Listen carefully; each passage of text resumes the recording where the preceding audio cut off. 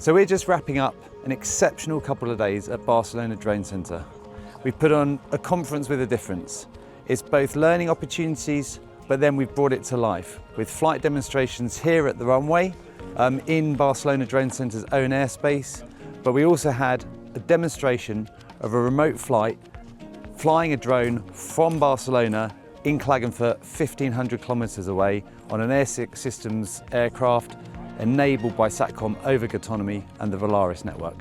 The key to this event has been to prove that BVLOS remote operations are safe and they're scalable.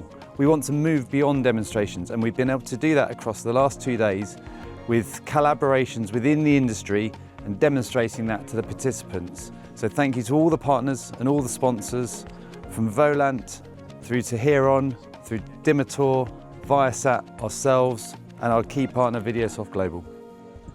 I'd like to give a shout out to Barcelona Drone Center, the exceptional team here, and the facilities that they've made available to us, and just getting so on board with this event. So thank you.